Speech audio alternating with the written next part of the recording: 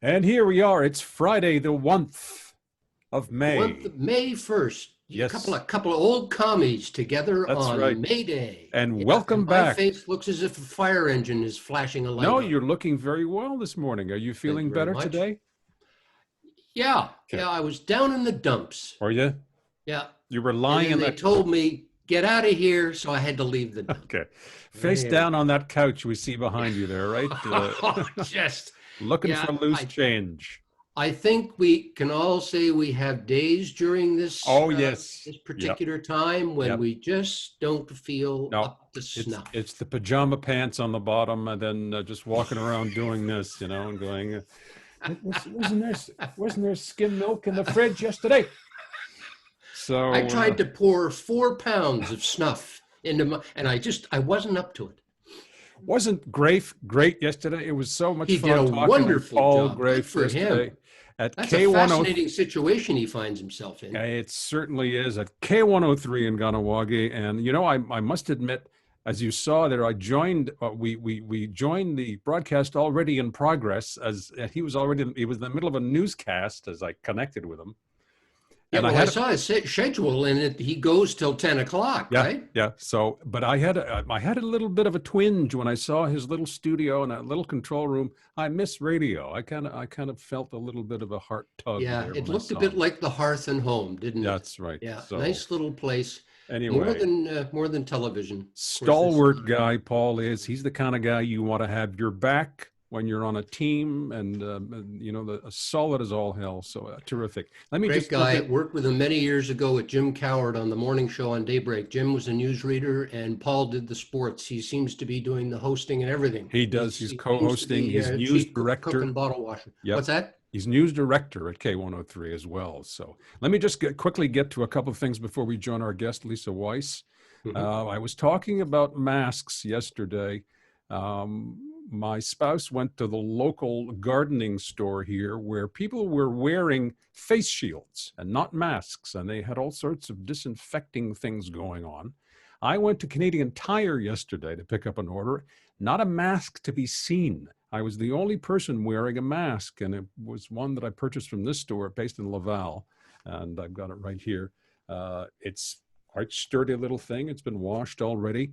Looks Again, a little sexy. it does. Oh, It you kind wear of. it on your okay. I Yeah. wear it. I wear it. I wear just the mask around the house. What do you mean? You said not a mask to be Nothing. seen. There's No. nobody else was wearing them. Were there No. This. masks available? No, the staff No. were wearing gloves, although customers were prohibited from entering the store with gloves. So it was a kind of an unusual situation. I'm not ragging on Canadian Tire here because they were going about their work and social distancing appeared to be in effect. But it was quite a contrast between what my spouse described and what I saw at Canadian Tire there. So we're no masks and people were just kind of trundling along. And so I don't know. Were they social distancing, and They were. They why appeared to no be. gloves? Yeah, but I'm not sure about what's going to happen. Although I go back to this article I was reading, American researchers are suggesting that the face shields are probably the better way to go since they stop you from touching your face. You can see facial expressions, and I'm sure that police officers and others would agree with that because they want to be able to see your face. And this is a better way to go than masks because people have a tendency to pull down their masks if they have something to say or whatever else. So I'm sure this situation will evolve, and we'll see what And happens. we know the masks are not for you not getting anything. It is It's for you correct. transmitting because it is Exactly. transmitted orally, right? Exactly. So Okay. that's what, and I was rather disappointed that I was the only one that's standing there with my mask on Well, yesterday, I'll check it out looking today because responsible. my wife and I have put in an order at Canadian Tire. You can order now and then you go and pick it up and That's you what don't I even did leave the yesterday. store. They load Yes, up the car. yes, and I'd be interested to find out if your Canadian Tire is doing the same thing as ours is up here. But anyway, let's get on with this because we have a guest in the green room, Lisa Weiss, Lisa J. Weiss, is. I, you were calling her a life coach when we spoke. Yeah. That may be giving her short shrift. I'm not sure. Yeah, Uh, it's not enough. I do think it's part of what, well, Lisa will be able to explain it, but yeah, I think she's much more than that. And there she is. there she is, and she is standing by in the green room. Let's bring her in. She's joining us from Ottawa, And I was just going through her website this morning, watching one of the videos, and And there's a beautiful picture it's of someone who can't there take she a bad is. picture. Ladies and Hi, gentlemen. Lisa. Hi, Lisa. Can Can you you hear hear us? us? No, obviously not. Can you Not see yet. us, Lisa? She hasn't turned her. She cannot see us. No, there she Okay. is. Hi, Lisa. Hi, Lisa. Can you hear us? You I seem to think be she having a just, technical problem. Lisa has we're not getting, muted herself. we're getting, there she is. There Oh, you Now I can are. hear you. oh, there we go. Okay. I thought, I I thought was you were seeing this. staring at your vacuum cleaner for a second.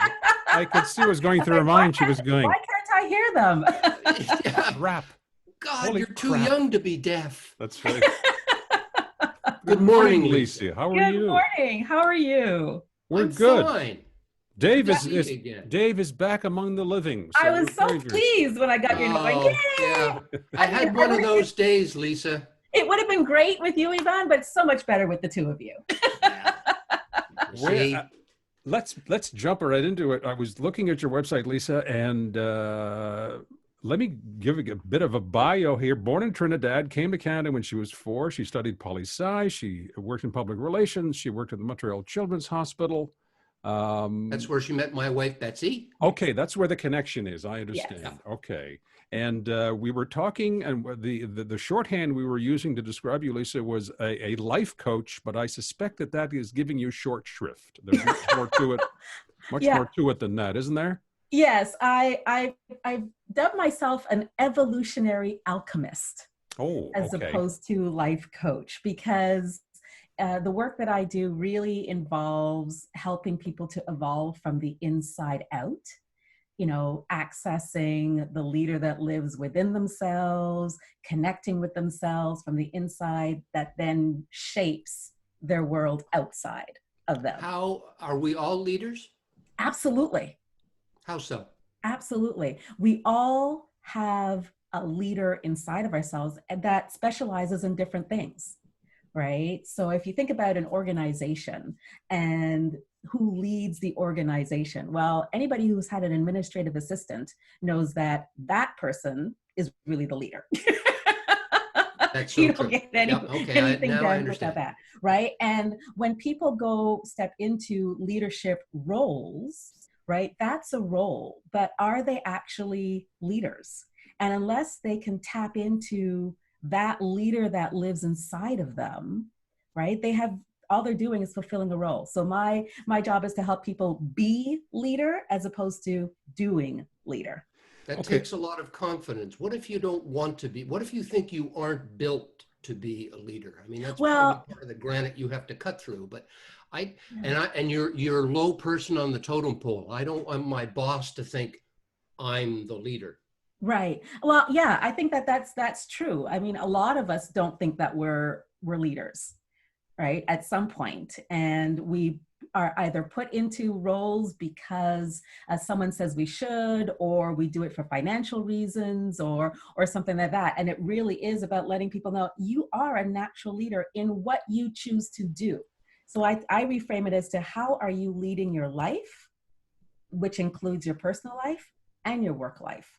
Let's And what choices are you making in that respect? let's back up a little bit as to how you came to be where you are, because I was watching a clip on your site and you go through your life story, the trials and tribulations that you experienced as a child, through a marriage breakup, and all manner of other things. So, um, is this the flower that blooms after the pain? Is that what it's all about? Yeah. Yeah, and that's why I say it's an evolutionary process because it's continuing. It never ends. And the things that we dub as trials, or the heartaches and the things that don't work out, that's where the metal hits the road. That's when we really find out who we are and what we're capable of or what we're not capable of.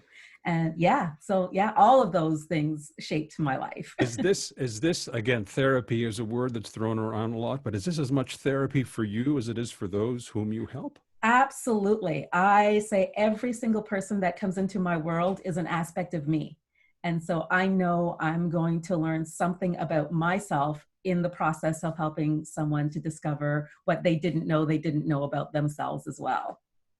Okay, And how did in you? the pecking I'm sorry, Dave. order, sorry, Yvonne. Go ahead, please. In the pecking order, looking at it from the other end of the binoculars, Lisa, you've got somebody in the corporate pecking order, for lack of a better phrase, who is supposed to be a leader, but has poor leadership qualities. How do you work with that delicate process? Somebody who's the boss, but isn't a very good one. Right. And so that for me is where we have to go back. And so for me, it always starts with the family system, because we define how we lead from how we grew up in our family system. And so often the blockages that someone might be presenting with at work comes from their family system. So I take them back and we talk about how they grew up. We talk about their experiences. We talk about where they are in the pecking order of the family, because a lot of times we recreate our family systems right at work. And when they realize that, they're like, oh my God, right? And things begin to make more sense. And once you discover that, then things become much easier. Your world changes. Okay, how do you get into this business where you must have been influenced, so to speak? You must have been influenced by someone yourself. Well, it's interesting. I've had many influences, and Betsy was the first, right? She was my first manager in the area of public relations when I worked at the Children's Hospital, and that whole group, which we're still connected, we still get together with one another years later, were really the stepping stones for me to know what it meant to work as a team and to have good leadership. And then I worked in high tech, and then I worked in the high tech video and film industry, and I've done all kinds of different things. And each step of the way led to something else. So first it was PR, then it was internal communications, then it was facilitation. I remember we brought in a facilitator, and I thought, this person gets paid to have us play games? How do I get in on that?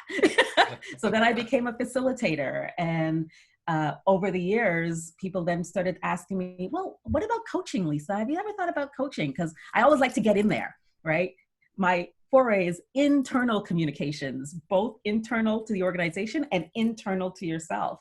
And I went, no, I'm never going to be a coach. And then, of course, life happened, and I just seemed to meet the right people at the right time. And then I got my coaching certification. And I got my coaching certification because I was moving through something. So like I said, you were on my website and you saw failed in vitro process, failed adoption process, all of those things.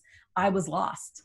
And the process that I went through to find myself, I went, wow, how many other people are like me, living the perfect life and still dying on the inside? Two things then. When you're going through the pain, a matter of self-worth seems irrelevant, or, I can't do this right, I can't do that right. So there's fear of failure, but there's also lack of self-recognition, especially more maybe with a boss than with somebody who works for that boss. How do you get the person into the room? How do you get that self-recognition that I'm not doing this too well? That's hard to admit to yourself. Yeah, and that's always the challenge, right? And often if I'm working with someone within an organization, they've been identified in some way, whether they self-identify or the management team identifies them. If I'm working with someone individually, they're coming to me because something's not working. It's not working for them at work. It might not be working for them in their home. And I don't stovepipe things. It's a holistic look at things, right? This is your life. It's your whole life. So what's happening at work is also having an impact in your home. I work with men. I work with successful career men who want to connect and reconnect with their loved ones, because they might be super successful in work, but then stuff is falling apart at home, right? And so it's about bringing that whole thing into perspective, noticing it's not just one aspect of your life, it's your whole life. So how do you measure success? What is your yardstick for that? How people live their lives afterwards, right? Their lives change. They see their life differently. Their relationships change with the people at work and the people in their home life. And it's amazing how quickly, once something is released, that they see their world differently. And I hear people going, oh my God, I had this problem with this person for years and I no longer have a problem with them. The person didn't change. They changed. Okay, But that's so interesting because people, sorry, Yvonne, people doing it wrong all the time. I mean, that's why people like you do the work you do. People doing it all wrong all the time still will hold on to that warm cover of, well, it's working for me, when it's not. They're unhappy. The people they work with are unhappy. The family's unhappy, but they will stick to it works. Don't change Right. it. Absolutely. And that's where it comes down to, you have to be willing, right? Am I willing to make the shift, right? This is not a forced thing. This is, everybody has choice. And knowing that you have choice is always the first step, right? Oftentimes when we hold on to stuff, it's because we don't know we have choice. let's talk about what is going on now. It's a new world. The world has changed in a matter of weeks. How has this changed your business, as it were, your activities? Well, it hasn't changed my business so much as other than the fact that people are a little bit more hesitant to spend their money right now in terms of what's going, because there's a lot of stress, a lot of anxiety around what's going on right now. People don't know what to do with themselves. They're feeling trapped. They're feeling trapped with their families. They're feeling trapped that they can't do what they want to do when they want to do it. And so it's the perfect time to be having these conversations. And yeah, in terms of my life changing, I live by myself. I work, with myself. Years ago, I moved from working with people physically to working online. So I do a lot of my coaching online and I run a lot of my programs online. So in terms of process, not that much has changed for me. But what about that equilibrium people have found that you have shown them about themselves?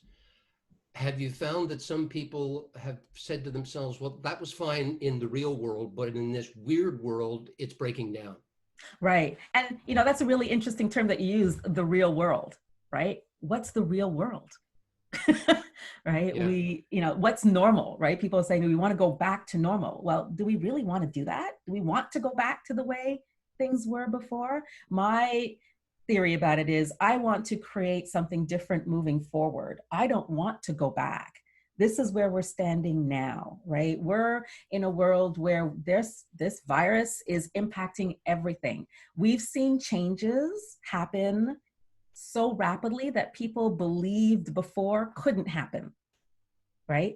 Teleworking, people, call centers, when there are organizations that said there was no way a call center could be run virtually. Well, call centers are being run virtually. People who, I was talking to a friend of mine yesterday who works for an organization and he was always dead set against teleworking. Now he loves it. He's an advocate for it because he realizes how much more productive he can be and how productive his team is being because we're finding our rhythm. We're finding a different rhythm. So for me, it's about moving forward in a different way, making different choices. So Okay, you can adapt, that equilibrium can maintain itself no matter what the situation. Absolutely. The core is there. okay. Absolutely. So you get up every morning and you look in the mirror and you see perfection. Well, I'm like me. perfect in my imperfection. Because that's what I see in the mirror every morning. So, Yeah. But Lisa, what would you do with a situation that is just insoluble? Take him. Yeah, take me, for example. And me. I always go, please help us. I always go, everybody is perfect just the way they are in the moment that they are, right? And there's always room for shifts and changes and improvements, right? So I think, there's nothing that's ever broken. Nothing ever needs to be fixed. Okay, so what you're saying is that you're a work in progress as well. Yes? Absolutely. Okay. Oh my God. If I stopped my own evolution, I would not be effective at all. And it always seems to be that when I discover something new about myself, that's what comes into the door in terms of the clients that come in terms of the issues or the things that they're dealing with. So, oh my God, I'm in a constant state of evolution. I'm always asking myself, what's the next thing that's going to rock my world? Sometimes I wish I didn't ask that question, but you Oh, know. okay. I guess you And didn't one see more this one thing, coming either. because I just got one more thing I want to Yep. ask, and then Okay. we can get back to the big guy. Talk about the technology and the situation really meshing into a perfect world, but it's a perfect storm too, because sometimes I'd like to sit right next to Lisa Weiss and talk to her. I don't want to do it on Zoom.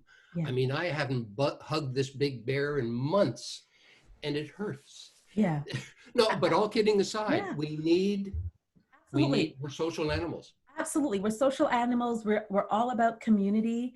Video conferencing does not take away what it means to be in the presence of a person. And in a crunch, in what we're dealing with right now, it's the next best thing that we have.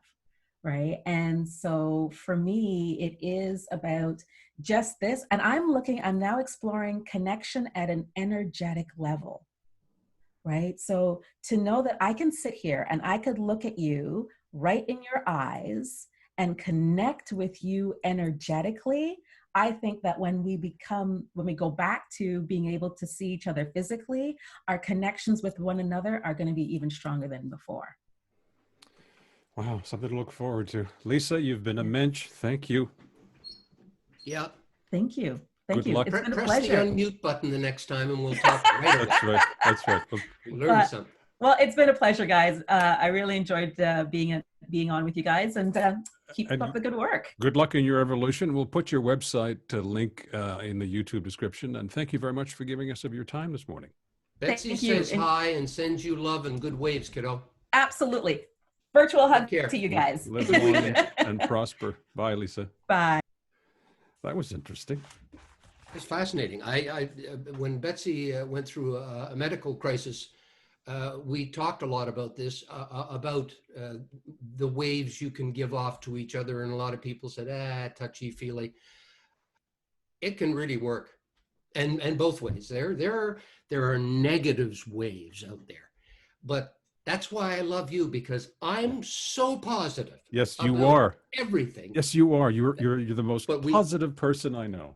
We do give off waves, don't we? Yes, certainly we do. Boy, oh boy. And again, I'm flashing back to Susan Pinker now too, and this is why I'm looking forward to talking to her. I'm trying to nail down the time. She's busy. Susan. I know she's really busy, but interesting. We're going to be kind of bookending things, because on Sunday we're talking with Patrick Doyle.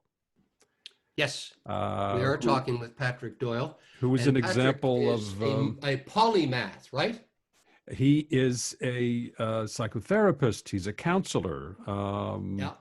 Again, in the same realm as Lisa is in, but we'll see what he's got to say on Sunday. He's also a lunatic. There's Patrick. That's Patrick?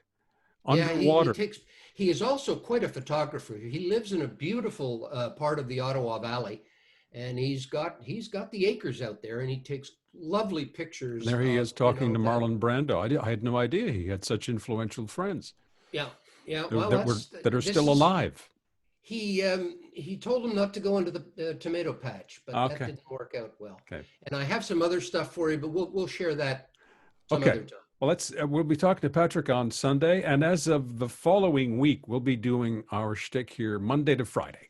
We'll be taking weekends off as things warm up and people go off and do other things like you and me. But we've got. Well, I got hold of Mitch Joel. Yep. And he's on, and it's amazing. We've got people well into the middle of May. We've got Yvonne Vadnais on Monday. Russell Copeman of Vlasta Vrana. I'm looking forward to talking to Vlasta. Do you know Vlasta? I know Vlasta on Facebook very well. And you will recognize him the minute you've seen him. The guy's one of the great Canadian actors and voiceover, right? And voiceover actor. I'm a huge fan. And he's a crazy person. Oh, he's nuts! But I'm looking forward to talking to him. I haven't seen him or spoken to him in decades. George Athens is coming up. Diana Bishop the week after. Diana Bishop, another example of a journalist who's gone on and broadened her horizons. She's an author. When did you meet Diana? People will recognize her from CBC. From CBC. I worked with her at CBC. She was also, I think she went to CTV thereafter. I knew her when I was working in Ottawa for a while, and then she went off and did other things. So I'm looking forward to talking to her in a couple of weeks' time. So there you are. Well, it's good to be back in the saddle again, so I guess the examination should begin. Okay, so I'll give your proctologist a call and we'll chat on Monday. God, I don't know where I Keep your said that. windows closed. Yes.